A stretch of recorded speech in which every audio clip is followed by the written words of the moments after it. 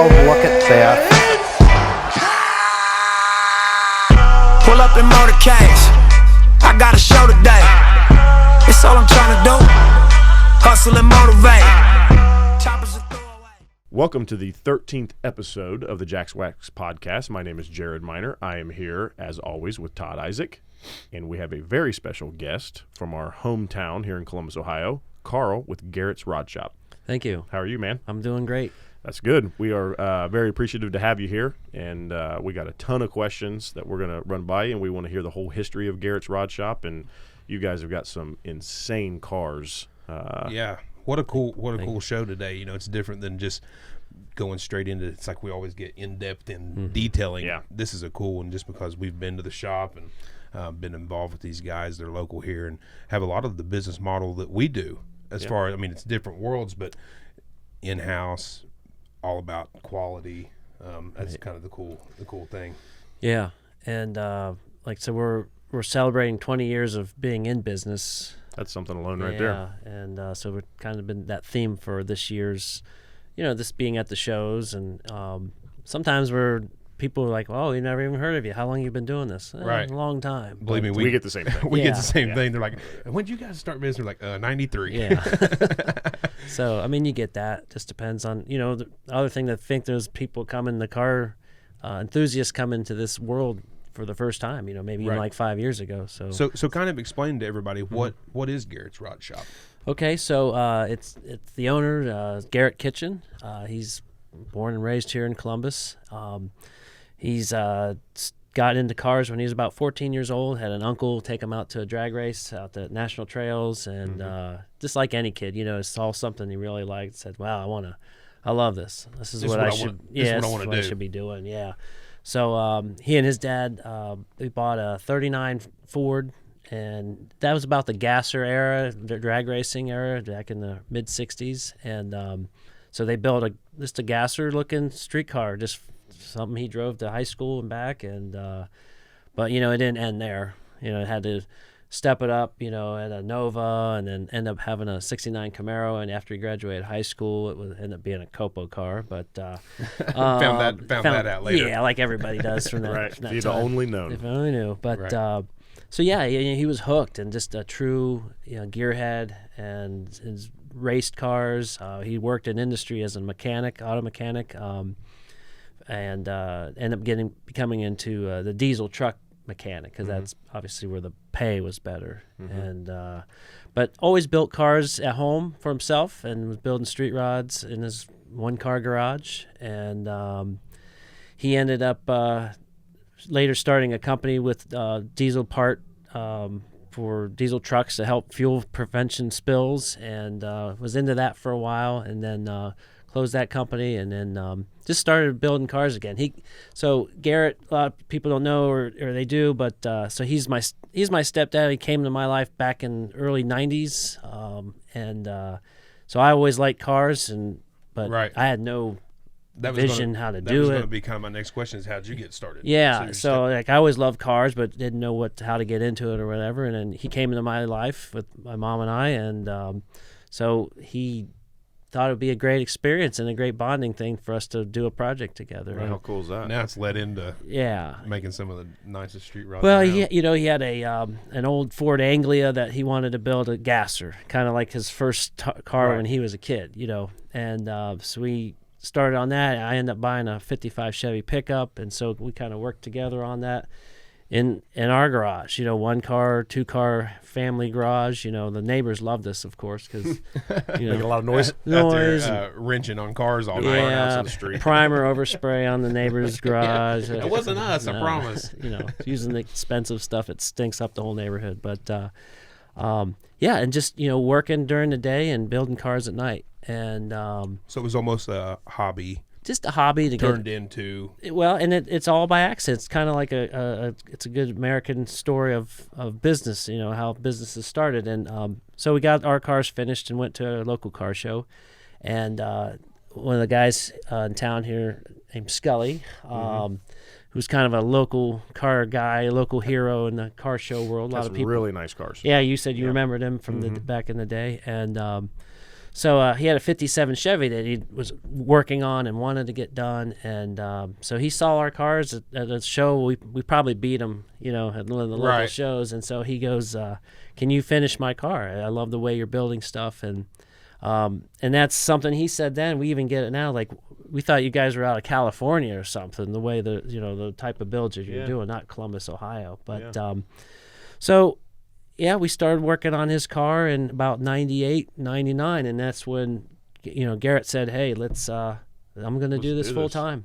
Yeah. And that was kind of the start right there of a customer approached you guys just at a car show because how great your car was. Right. And so it went from the house garage to our farm, and when we had an old chicken coop that we turned a 20 by, I don't know, I can't remember, it's like 20 by 40 chicken coop into a shop. And then that became the bigger shop. It looked so big back then, and then now we got the 15,000 square feet facility. It's a kind of multiple Yeah. buildings on one spot. Now, where it's at now, is that where it was always? Yeah, so that's been a family farm of ours. Because and it's like a house up front. yeah, so when you see it, you're probably like, what is it? We don't put a huge sign up front. We have our logo kind of out front, and that kind of says this is where we are because kind of keep it low key that way. But yeah, you can't miss the buildings or the big white buildings on Williams Road. And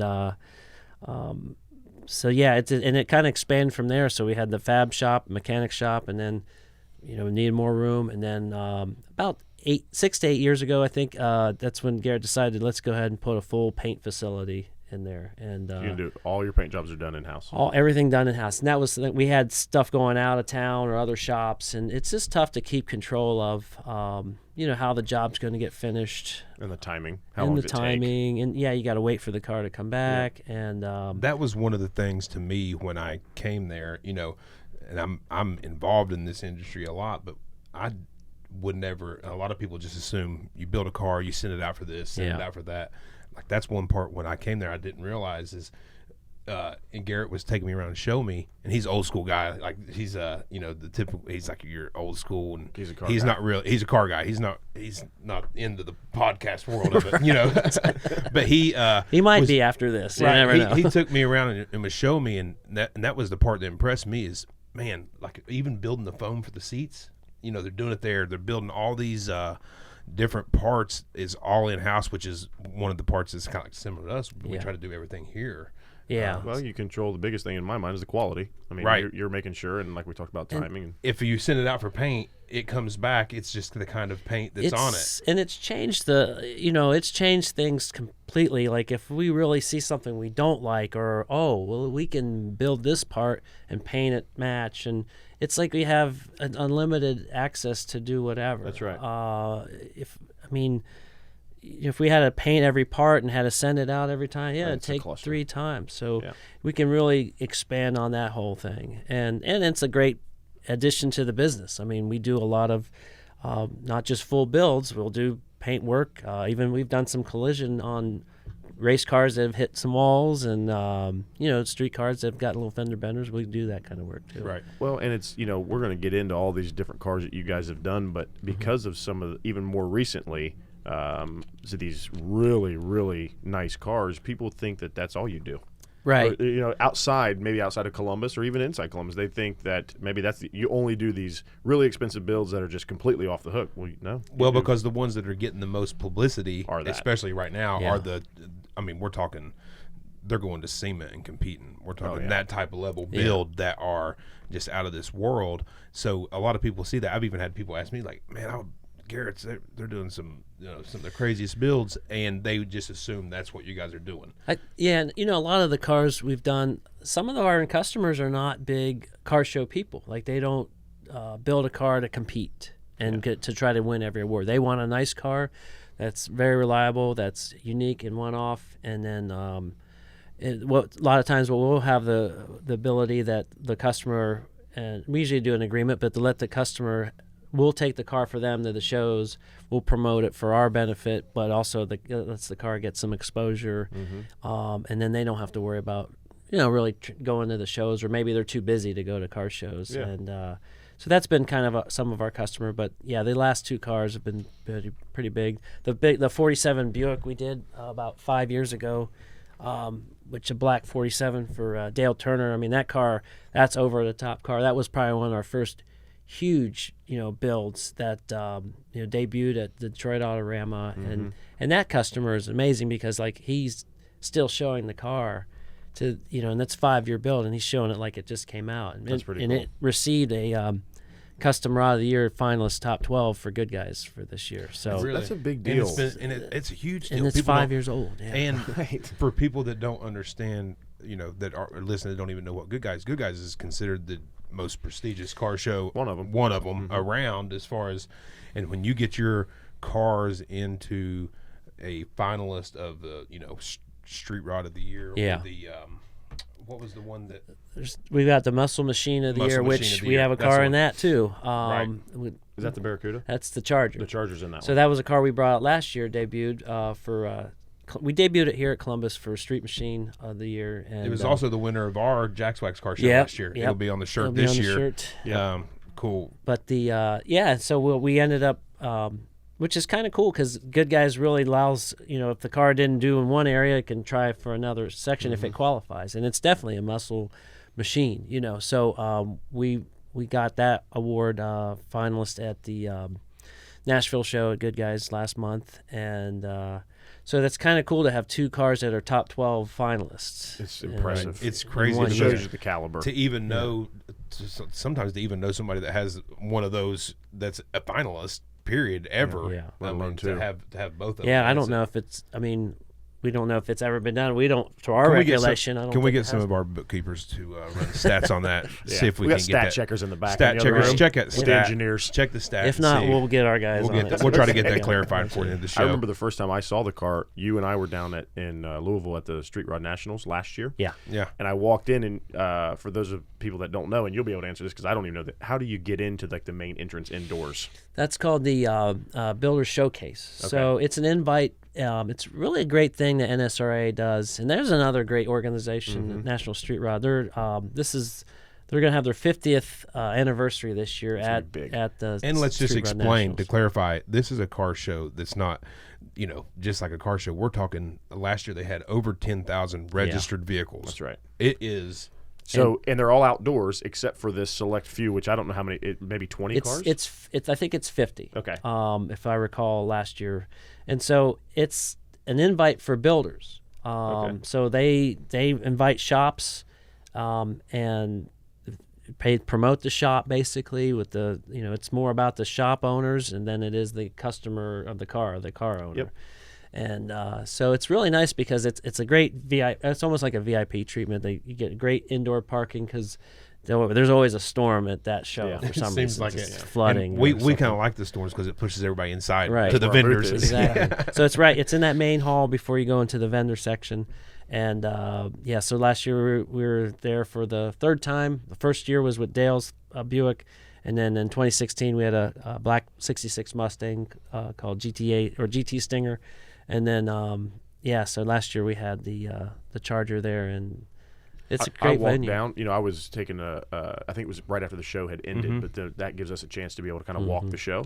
And I walked down, and it just really, I was like, man, what is that? Because it's just such a unique car for people. You need to get on our social media pages. There's some pictures of it. Yes. You can find it anywhere. All you gotta Go to do- Garretts Rod Shop Yeah. on IG. I mean, these are the cars that we have the most questions about, just because they're the ones that are being Right. seen a lot right now. So it's a 66 Charger and the Barracuda's what year? 68. Yep. 68 Barracuda. Man, if you Formula guys can S. go check those out, those are some cars that you're not that there's not other great builds out there, but you won't see any. They're like them. different. They're just They're- different they're from the odd. interior, the way the whole thing. They're together. oddballs. They're not the typical. They're not the typical popular car, and that's kind of like our shop. Like we've always pride on building cars that are unusual. I mean, Garrett's first major car that he brought out right before he started the shop, was a 48 Anglia, and he made it more of a street rod. People were always making them race cars or pro street, but this was, a pro street rod that was beautiful interior, nice paint, sat right, and I think that's always his vision is something that. It's innovative. It's something that's drivable, mechanically sane, but kind of over the top looking at the same time. Yeah, I I walked down those steps and saw that car, and then Yeah. when I got up there, I didn't know it was from you guys, and I saw the sign that said Garretts Rod Shop. I said, "Son of a bitch, Yes. look at that right here, those Columbus, guys Ohio." from Columbus, Ohio. Yeah. That and we won that. They started doing a thing where it's Builder of the Year award. So we got top 5 on that. So that was a cool deal. And then that show's impressive. it is. It's an unusual show. It's there's so many cars, like you said, and they're all variety. You'll see stuff that you don't see at Good Guys or even local stuff, and they come in from all over the country for that one. When I tell people how many cars Good Guys have, usually It's 5, 6, 7,000. Yeah, somewhere around there. Yeah. I always tell the people up here that's the biggest car show around. And I talk to people and they're like, you know, have any bigger ones around? I tell them, man, the one in Louisville. And people are like, it's in, like, they're so unaware that they're like, it's in Louisville and it's that big. And we're like, man, it's I think because it's the 50th anniversary, they may get to 14 or 15,000 cars this year. It's going to be huge. Yeah. It was tough for us to get in. I mean, like, we were grateful to be, asked to come back with it. But are you guys going to be in the showcase? yeah, well, so we're going to have a car there that we actually built about, I'm going to say about 5 or 6 years ago. Is it the orange one? It's the orange 57 wagon, the Cal Air. Yeah, it's a 57 Bel Air wagon. It's kind of a California theme car. Yeah. A lot of detail, really neat interior. It's all kind of floral and wicker and kind of crazy that way. Wood flooring. Yeah, That's cool. And it's the one I seen. yeah, and that's actually owned by my mom and dad. Yeah, so they own that car. That's theirs. So. That was another question. Is do you guys ever build a shop car, which kind of just answered it, or is it always customer builds? Sure. Which ones do you prefer? Well, I mean, we love our own because then we can thrash on it if we mess up something. It just costs us to fix it. But like I said earlier, it's kind of like the cobbler's kid never has shoes or plumber's pipes leak. It's you either start a project and somebody comes in and they want to build it or finish it out, or it just gets pushed to the side because you got work to do. And then whether you want to stay out on weekends and Garrett is always at the shop. I don't care what day. People ask like, "Oh, can I stop by?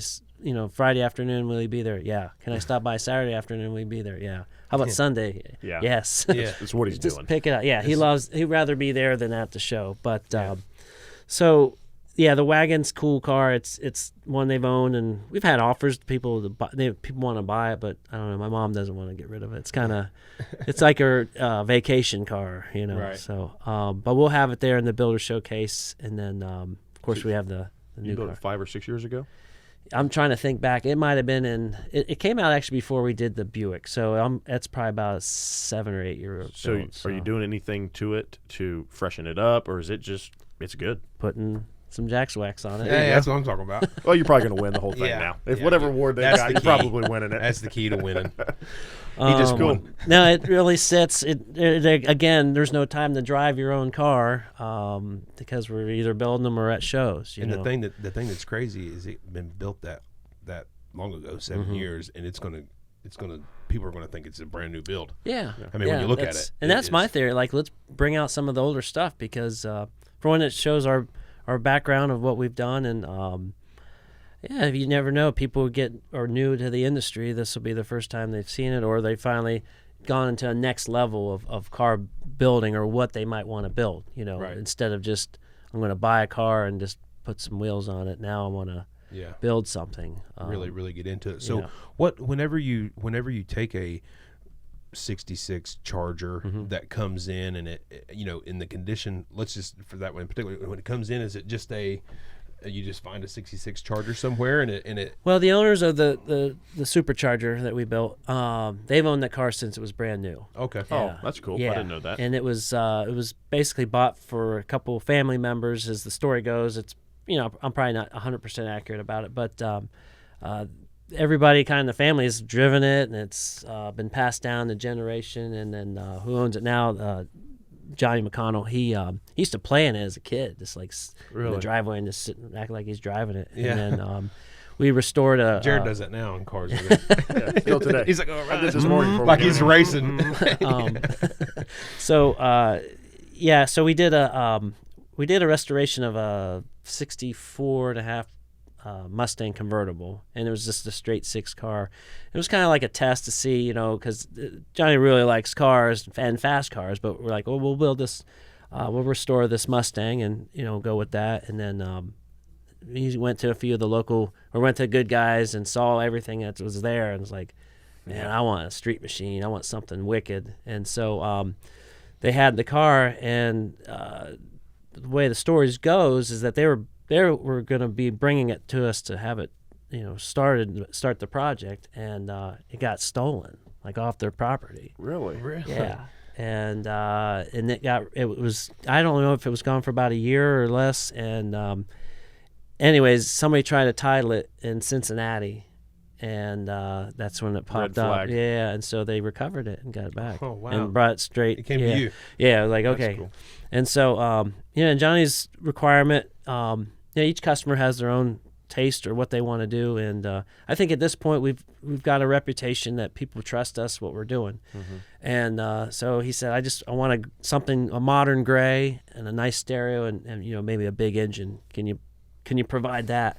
And so we're like, yeah, we'll handle the rest. Yeah. So then You guys went a little overboard then. yeah. So that's when Garrett just I can visualize him now, what he did, or what he does. He'll go in the shop after hours and maybe sip on a beverage and just sit there and stare at the car like this, and just he says he lets the car talk to him.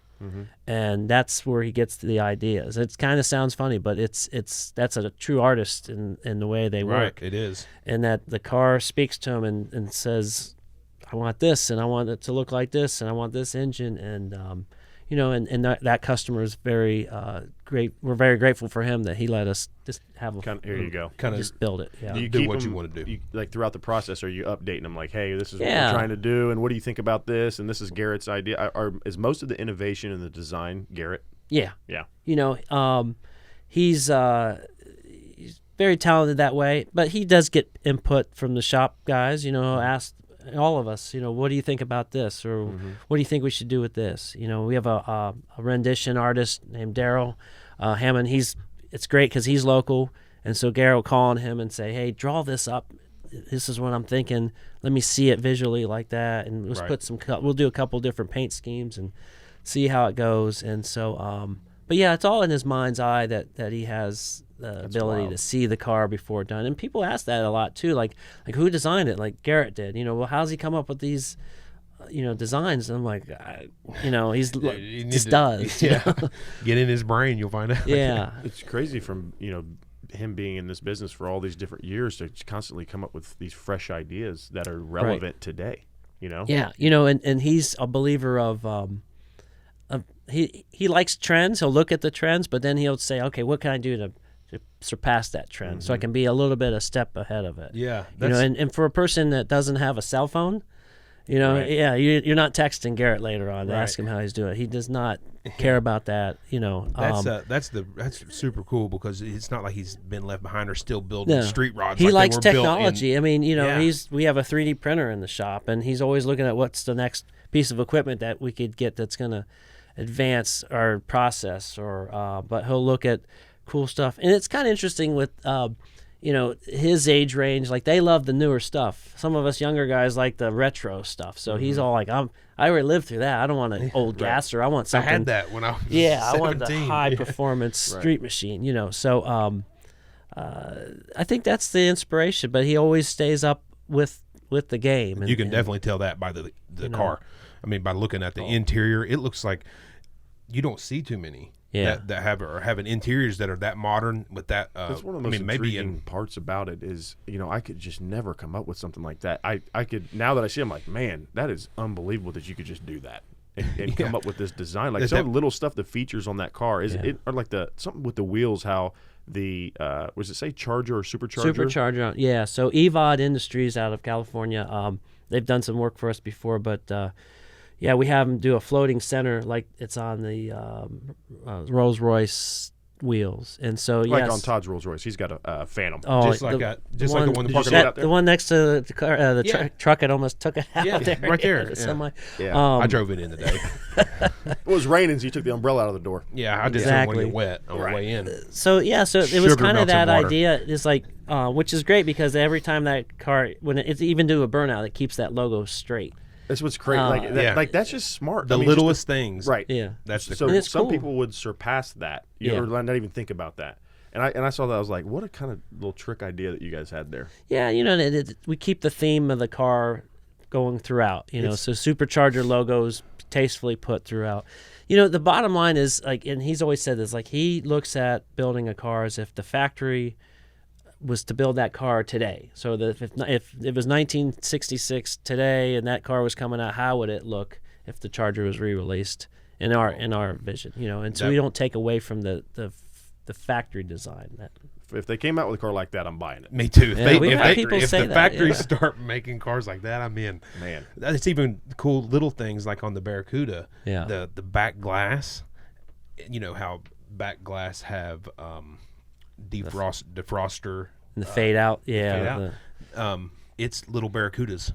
Oh, really? It's the actual yeah, we call it the little Barracuda. aquarium. It's kind of like what if you really see if you're sitting in the in the driver's Yeah. seat and you look through the rearview mirror and you got all these fish. There's like little in the back. Barracudas.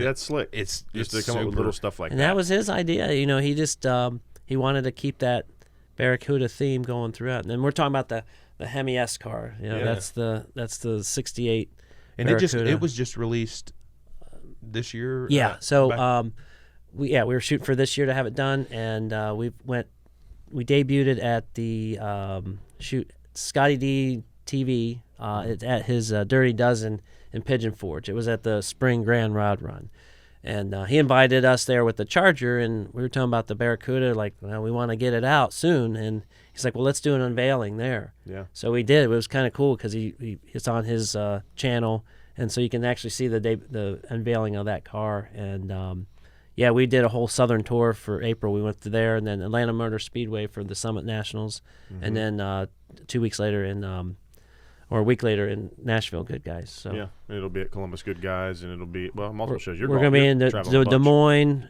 in 2 weeks, and then right back here for Columbus, and then we've got Street Rod Nationals. It'll be at the Exalta Paints. It'll be in their booth. Got cool. invited for that. Good. Which I want to add to that the Charger and the Barracuda got for 2020's Exalta calendar pick. So it'll be in both cars are in their calendar for. That's really Yeah, cool. that's really cool to have two cars in 1 year. and it's cool because you guys do it right there in house. Yeah, we it's paint not- with yeah. Exalta paints. It's not like that you get to really take full claim of it because you guys are doing yeah, it. everything's done. Yeah, right That's there. the- that's the- That was one of the questions we had on Instagram. Yeah, that was about actually a majority of the questions we had through Instagram and Facebook were related to paint. So I'll go ahead and ask you this one. This is from Concept Auto Solutions. It says, with a custom paint job being significantly higher level quality than factory, what are the best and safest ways to reduce orange peel? Well, we had the discussion. I talked with my painter on that too. I mean, it's kind of orange peel it's going to happen no matter what, and a lot depends on how much air pressure you have going through your gun. Other factors are the temperature and what kind of reducer that you're going to use. If the flow of the paint, if it hardens quick, it's going to dry quicker, and so it's going to retain that orange peel, and that's going to naturally happen. If it's going to dry You can't slower, avoid it, basically. You're having you some can't amount avoid of it. orange peel. And so so his concept is that if it's rough, you can buff it. And so like you say, you can't compete with a $10 million robot arm like you would see on a factory paint job. But I don't know. I see most factory cars have orange peel through All of out them of do. it. Yeah. So it takes a lot of wet sanding, manual labor. Sanding that he'll sand the car. He puts a lot of light coats on is what his his technique is.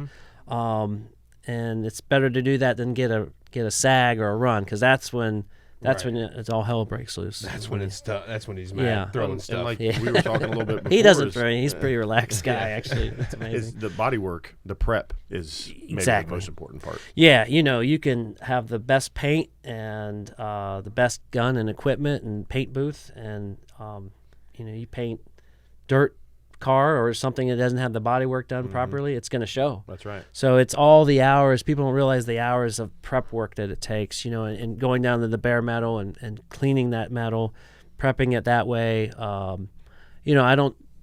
Bobby Alloway said it once, is like, if you have a car that's doesn't have body filler in it, it's not a straight car. It's just almost impossible. Right.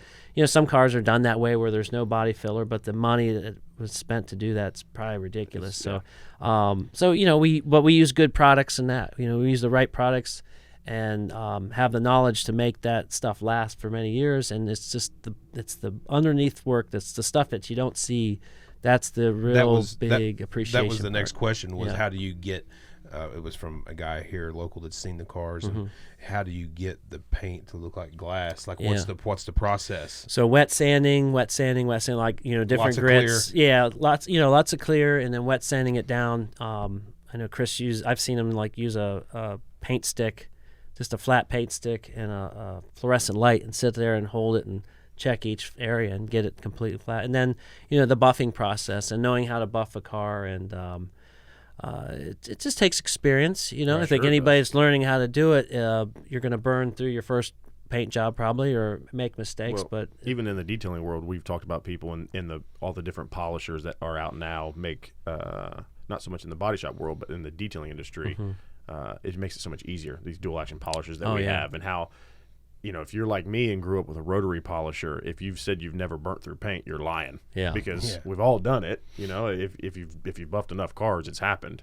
Yeah. Right? It's not like that paint's got a little wear gauge on it where it tells you, get ready to burn the paint, take the buffer off. Right. Big alarm goes off. Yeah. But now with these Flex and Brewpez polishers that we all have the ability to use, man, they just make paint correction, what we call it, so much easier. And it takes that worry out of it. Is the thing. So you can it can still happen, but man, you'd almost have to intentionally do it.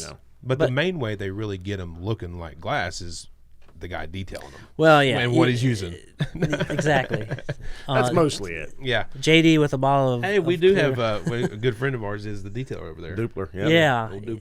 I'm telling you what, man, our cars, it's been a long time since they looked that good. His attention to detail is on point. He is, yeah. I was like, one of the first jobs he did was a car that's been built for a while. It's a 32 Ford for a local guy here. It'll be at our booth at Good Guys as well. It was another award-winning car, and he cleaned it and detailed every part. We're like, wow, this thing it looked brand new. I mean, it looked like it just was finished. When you have a guy that's good at that job, he can do that.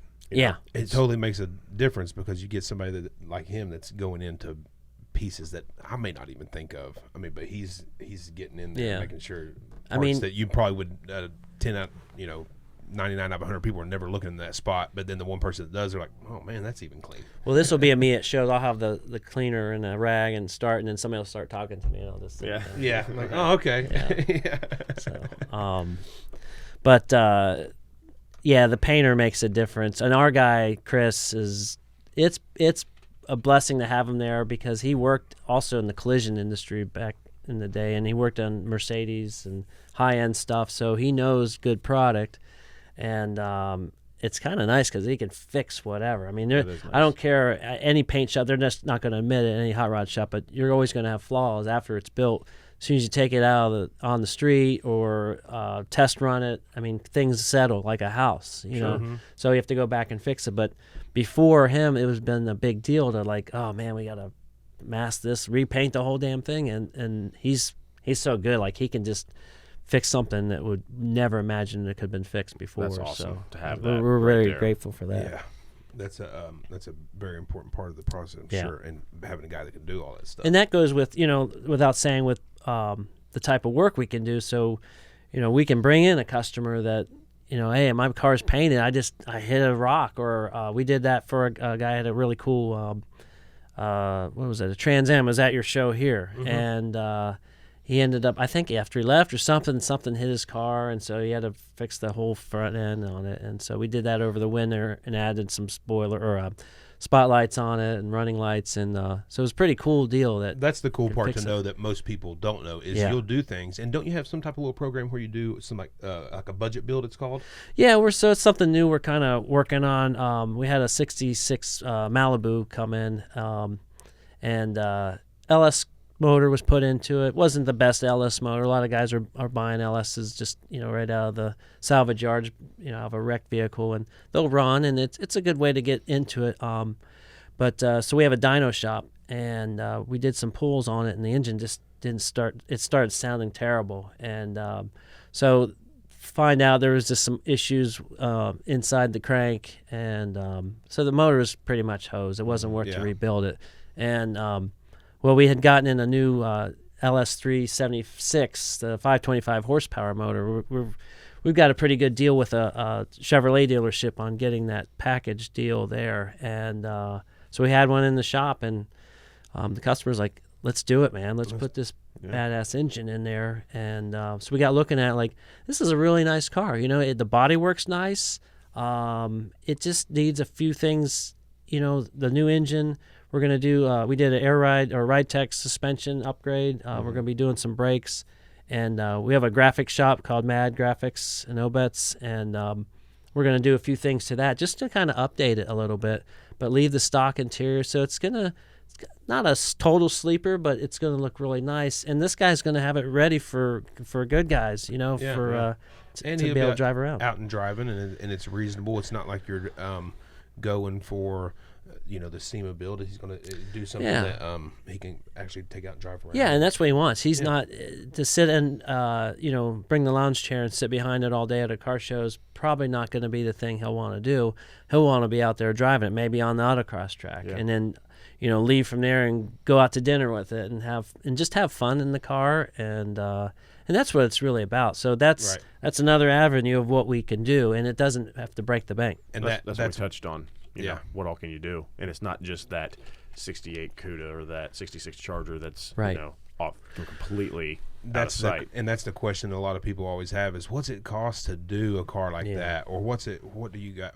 What's it cost to have a car built? But that's such a broad question, because it could be, if you're just going over to get a new motor, exactly. It depends if we go with we try to convince customers that want to build something a little nicer to go with a chassis, with a brand new chassis like Art Morrison or maybe Roadster Shop, but it eliminates the labor that's going to take to bring a car to that ride quality and performance quality. So Art Morrison's already designed the chassis that it's proven to work, and so that's why we'll rely on that. And people think, well, I got to spend all that money. You're going to spend more in the later half instead of up front. So buy the frame, and then we put it in, fit it underneath the car, and now you've got a brand new chassis that's designed to work for that car. So that's an expense. Depends on what kind of wheels. We can get, we like billet specialty, or if we want something one-off, we use with EVOD. Mm-hmm. There's a big price difference in those two different types of wheels. And then engine, of course. The Barracuda is that can add up quick depending on what you put in there. The Barracuda is probably about 500 horse. I don't know. We've never dynoed it yet, but the Charger, we can do 1,000 at the rear wheels if we wanted to. What motor's it got in it? So it's a Gen 3 Hemi, and it's made Arrington Engines did the machine work on it. So they actually turned it into a 440 cubic inch, which was a big discussion amongst Mopar people. Like, how can it be a Hemi and a 440 at the same time? Well, this is how they built the engine for it. So it's an Arrington block, and then it's we're using a Kenny Bell supercharger, and running on E85 actually, so on ethanol, and so you can produce. It's ridiculous. We don't have it set at 1,000 horse at the rear. It's 702. Yeah, it's enough. Yeah, I've been lucky. Get you down the road. It's pretty good grocery. I've been lucky to go on the Rolls autocross with it a few times. And that's a big car to go on autocross. Yeah. Let me tell you, you get to a corner and you're like, that's what we were even talking about that because logistically we're trying to work it out as far as having it in our booth at SEMA. Yeah. And it's a big car. Yeah, a lot of booth space. 2 booths. Yeah. It's like, I think it's 18 feet overall, and it's a 2-door. That was a coupe. Man, it's a big 2-door car. It was, those were built for like the big, family coupe, and I think that's like what appealed to the owner back in the day when they originally bought that car was oh, this will be a nice car. It was bought for, I can't remember exactly what aunt it was, but they bought the car that had the 318 because they're from Kentucky, and I guess they didn't want to drive the car too fast through the hills and didn't want to get the bigger engine package, so they got the 318. The car was white originally, and it had red interior. Yeah. When it came to you, was it still white with red interior? Yeah. Yeah. It was pretty rough though. Yeah. We ended up having to get a whole another rear half of a car for the quarters. But that whole front end of that car is composite, a fiberglass material, and that's all hand built. So none of that front end is original at all. The only thing I think is left is the doors and the top. Wild. Yeah. Just hand build the whole front end. Yeah. Let's do that. Well, Garrett wanted to do the new Challenger headlight and grill, Which is it's cool. and that was again like at the factory today. That was kind of the theme there, and that kind of where it started from the front and worked its way back, and that's how the rest of the design ended up, going. Towards that. So the entire process, like we had talked earlier, the Barracuda was actually the Charger was released, but the sooner. Yeah. But the Barracuda was started years prior to that. Yeah, Hemi S. So it came to us like a little over 10 years, and the customer was just wanting to make just a resto mod street car. He was going to drive it to work and stuff, and he lived in Chicago, so he wanted a street machine to tool around in. And so we were working on it for probably about, I'm going to say 2 years, maybe a little less. And stopped on the project, had some other things going on, so he didn't want to continue with it for the time being. Then he wanted to sell it. He didn't want to finish building it and just wanted to get out from under it. And it kind of sucked because we were like, man, this car could be super badass. It's unique. You just don't see them all the time. Yeah, and it's a Formula S Barracuda, so they're a little more rare. We're kind of worried about should we mess up a perfectly good Formula S, but those things happen. But I wouldn't say you messed it up. Nah. But that's where end up putting a Hemi in it, and that's where the name the Hemi S came from. So that car had a whole theme that was going through the shop, and so it was kind of a sucky moment, seeing that car sitting there not being built.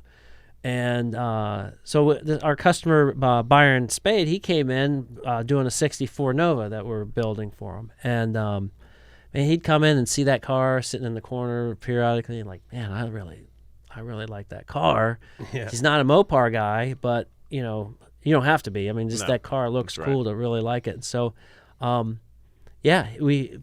was very gracious and said, "Hey, let's stop the Nova project, and I'm gonna go ahead and buy out that Barracuda, and let's finish it and get it the way it needed to be done." Which is cool for you guys because you started it. Yeah. And now you get to finish it. And now it turned out something serious. I haven't seen it in person, just pictures, but Yeah. I already know the caliber, so I know. Thanks. But it's a pretty car. Hopefully you're able to bring it over. I don't know if you're out of town that week, but hopefully What's the week? What show is it? August 17th. Our car show here, August 17th. Yeah, I'm out of town. Are you? Well, it's hot. That's okay. It's, Give me the keys. I'll go grab it. Well, I'll tell you where it is. It's at the Woodward Cruise. Yeah. Oh, the Dream Cruise. Yeah. We got invited to it by Falkland Tires. Yeah. So Cool spot. Yeah, we couldn't. I'm sorry. Yeah, you need to do that. So It's okay. I'll go come and drive one of them over here. Let's have the weekend or something. JD might be able to break one out. Yeah. I'm supposed to go over there, and we're supposed to do a video over at y'all's spot. Oh, cool. Yeah. Sometime this weekend, maybe. Yeah. So, but the Barracuda. So the neat thing about it being a Formula S, and we kind of discovered this later on as it was being built.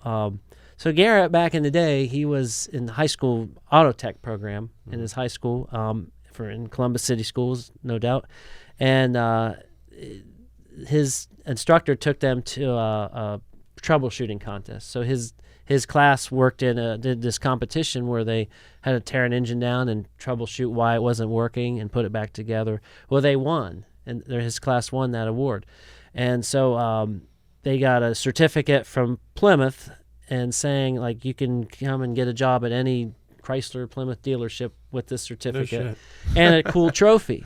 And so somebody brought it to our attention, and this magazine had an article on that trophy. And Garrett's like, I got one of those in the freaking, cabinet somewhere. Dig it out, So we went and got it, and sure as shit, it's a trophy, and it's from Plymouth, and it has a '68 Barracuda Formula S on it. Just a little plaque or a little trophy deal, and so. What's ironic, not knowing that 20, 30, 40 years, whatever later, that you got a you eventually built a Formula built S. what was on top of your Yeah, trophy. and it's currently That's our pretty cool. 20th year. It debuted with with such Crazy prestige. how that stuff kind of all comes together. Yeah, it you know? really is. It's kind of magical, And it's wild how you guys have been. It's like they always say, you just keep putting out, even if it's related to content, you just keep putting out stuff, and then eventually one of them takes off. It's like now it's become we've known, and you guys have been doing stuff for a long time. Yeah. Really nice. Like you said, it's cars from 7 years ago or winning shows, and now and then, but you put out these last two, and it's like people are really gaining this. Yeah, it's every it's dog good- has yeah, its day, yeah, some right. type of deal. But Yeah. I think the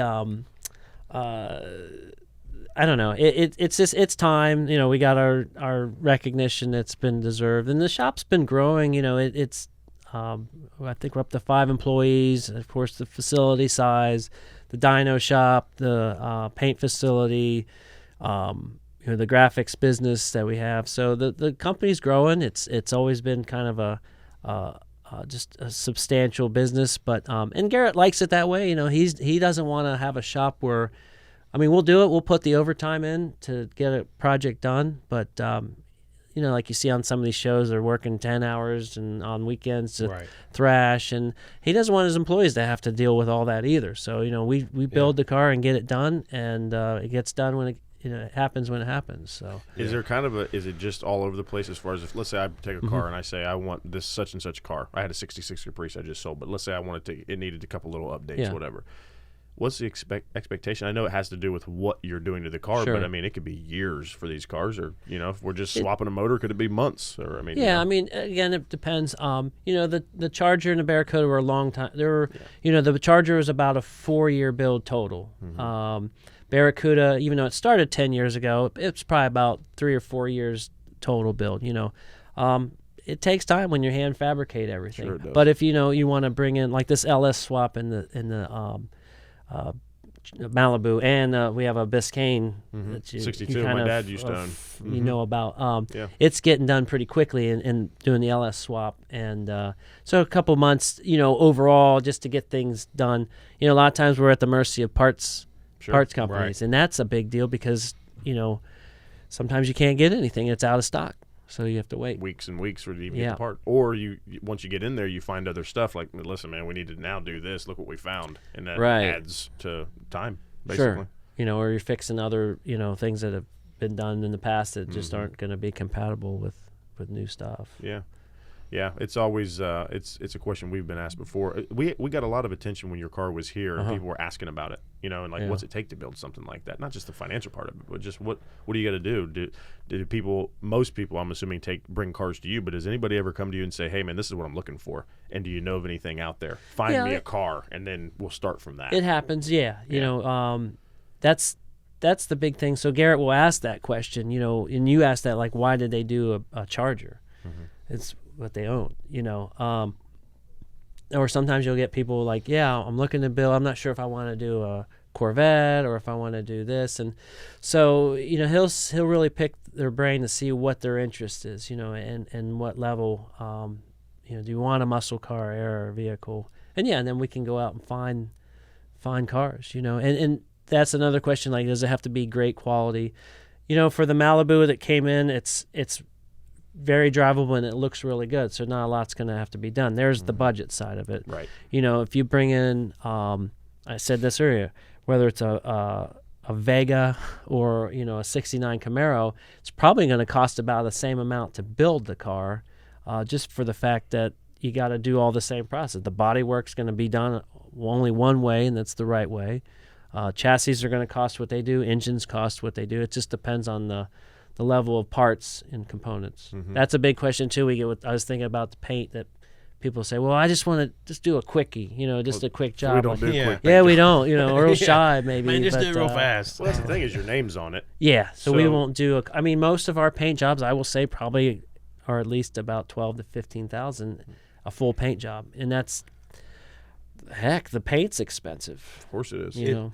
A lot of And the time. Not to keep going back to it, but it's every time you mentioned it. It's a lot of the same way we are with stuff. It's different, but we're not going to just come out with a product just because other people are coming out with it. We want it to be good. We want it to make sure it's tried and tested, and we're not just going to release it. We want it to be overall perform. So if you release a paint job, it comes out and somebody sees it, you never know that one person is going to see it and be like, "Oh, that's the paint they're doing there." And, like we back our product. I mean, the whole car. A lot of our customers, they have everything's going to break down. Just in time, for sure. Yeah, it's gonna. The things are going to happen mechanically. Things are going to go wrong. So, Garrett, his background in mechanics is building something that you can get at to repair. Or even buying a lot of our parts. We do Napa because if you're on the road and something breaks down, I can just go to a local Napa store and get it. Yeah, I don't have to special order. They're drivers. People going to drive these. They are, and they look like at first, and people, all the Trailer Queen. Our cars will be a Trailer Queen for the first couple years because you can't go to SEMA with a bashed-in door, or all the salt that it's accumulated. Yeah, from driving here in Ohio. Some of these guys will run the heck out of them. When it's not your car, you gotta be careful. You don't want to mess up. And then we have some customers like Dale in the Buick. Man, I've seen him driving in some of the worst parts of town and going to the grocery. People say, "Oh, I saw that car parked at the grocery store," so he'll drive the heck out of them. So it all depends. My dad's had some cars throughout the year, repaint stuff like. And I remember this. He's like, "You'll never really enjoy it till you get that first rock chip." Because then you're like, all right, now I can really drive it. Because otherwise it's just like, God, I don't want to. I can only drive at certain areas. I don't, you're just babying the hell out of it. But you got to drive them. That's how you really enjoy them. That's the only way. I would love to have one of those cars, but I'm driving it. I'm taking it places. Enjoy it. I mean, it's different from an investment standpoint. Cars, you know what I mean? That you're not driving for certain reasons. But man, if you guys build a car for me, I'm driving it. Yeah, good. Fast. I'll teach you how to drive it. Would you? Mm-hmm. If it's real fast. If they're building a car for me, you're not driving that thing ever. I'll help you take the training wheels off of it. Yeah, okay. That sounds good. We can drive before it's painted. Yeah. Here you go.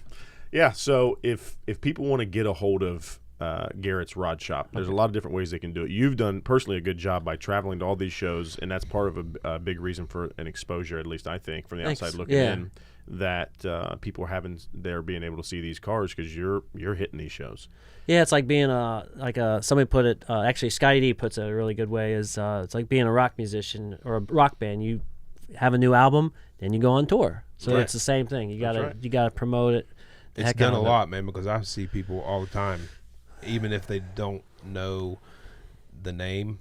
I'll say they have the Charger. And like, oh, the Charger. This is how big in social media. If shops don't believe it, it helps their business. I mean, you got Garrett on a daily basis now. This is a guy without the cell phone. Remember, he's checking his email and looking on Facebook and Instagram to see the hits, see what's happening. See what the insights of who's about it. And like so that's a big deal.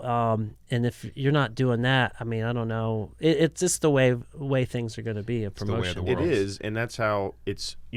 Garrett, let's say in 1998, could have gotten guys from Chicago or Los Angeles that had heard of you somehow off of a build, and maybe they want to bring their car to you. Sure. Now it's much easier because the exposure. It all comes down to that. Look what the internet and what social media has done for all of our businesses. It is. I mean, we get people contact us now that said, "Oh, I saw this on Facebook," or "I saw a video of that," and they haven't even saw the car. That's right. In person. How does that happen 20 years ago? No, I mean you took an ad newspaper article or something. Hemmings Motor News, and hopefully somebody flipped through it. Or even with magazines itself, like you couldn't wait to do a photo shoot, and we loved doing photo shoot in magazines, and it's still fun to do it today. But now what took like 6 months to wait till it came on the newsstand to see it. Now it is. Yeah, it's flip of the switch, instant. It's like if we did a video this weekend, we can have it done. Yeah. A couple of days, it's out. Yeah. It's the greatest time to be in business, in my opinion, just because of all the advantages we have now. I think it's so cool that a guy can see that supercharger on a Facebook page or see something you've done and say, well, and it's I'm gonna call him up. And all the Facebook and all that is still relatively underpriced. I Yeah, mean, that's overall. you can reach. I mean, Well, for yeah, what- we're not buying ads in Yeah. the And even shops when you get into anymore. buying ads, it's not. I mean, they're going to be way more expensive in the future. Sure. Just because all these big players are going to get in the game, and it's going to be like TV. And one thing I was selling, it has, I think it's upped everybody's game too, and not just ours, but like we know, 15 years ago, yeah, you could bring out a cool muscle car with, just a regular crate engine and looks nice and win a top award. Now everybody's mega horsepower, can turn on a dime, stop on a dime, has luxury interior, has backup cameras, GPS, has everything a new car has, and rides like a new car. Yet it's old, and it performs as good as like a new It's Porsche or crazy, something. man. Well, that's And- what's cool about the companies that embrace social media and they embrace all this technology and all this stuff. And the people that are mad is usually because it exposed you. Right. That's why you're mad. Right. Don't be mad at social media. No, that wasn't the problem. No. It exposed you. So when what you you were can- doing. That's right. And we see that in our business a lot. Yeah. And it's just a cool thing that we embrace it totally. And Sure. like we have a lot of competitors that we talk to. Amazon has ruined things because it's required us to do this much. We have to ship it. This. I said, well, it's made us better. It's Yeah. made us It- as yeah, a it company ups your better. game. You better. Yeah, you, it ups your game. Exactly what you you said. better jump on board. we or- have to. There's shops near us. There's. I mean, the level of builds now at these shows is unlike any other before. Yeah. And you got, shops that like us that you haven't heard of, but now all of a sudden they're exposed. And so, yeah, you're competing against a lot of different quality shops out there. And I think with YouTube, people learn how to do things more. I mean, it's just, Absolutely. I hate to say it would be a for sure. YouTube mechanic, but you can learn stuff like that. Yeah. There's schools. One of our guy, Jason, he's from Wyotech or one of those, that so they're teaching those skills to young people, and people are going out in the industry and working. You get a degree as a metal shaper, or a paint and body, and it's not just being an apprentice. So, I just think it's changed the way things are done, and so for us, it's upped our game, and we have to stay up with the times to be able to do that. cool. Well, you're man. doing it. Yeah. I can tell you that. Thanks. You're doing it. Yeah, check them out if anybody wants to go find them. Garretts Rod Shop on Instagram, Facebook. doing some cool stuff. GarrettsRodShop.com. Yeah. Yeah. We had a lot of car shows, a lot of the big ones here Yeah, locally. And they could if you're- probably. Do you guys put on your? Where can people find out what shows you'll be at? Is there? So on our website there is an events link, Okay, cool. and so you can see where we're going to be. Like I said, we'll be at Street Rod Nationals. Of course, the good guys coming up, Woodward, and then we'll be at Shades of the Past. That's another good show. People should go to check that one out. Yeah. And then Check out their website and check all the shows, because Yeah. if you're at any of those shows or in that area, be definitely worth stopping by to see it, because Thanks. it's a cool thing. Yeah. I'll be down to pick it up for our show and drive it over here. Yeah, I'll just keep it for the weekend. That's not, right. not a big deal. Yeah. No big deal. Yeah. Thanks for coming, Carl. Yeah, we Yeah, really thank you. appreciate your time. Appreciate and, having me, yeah. We always like to support local businesses. For us, it's a big deal, and you guys are doing a great job over there, and we appreciate everything you're doing for Fantastic. us. Yeah, thanks, Great. man. Thank you. Later. Later.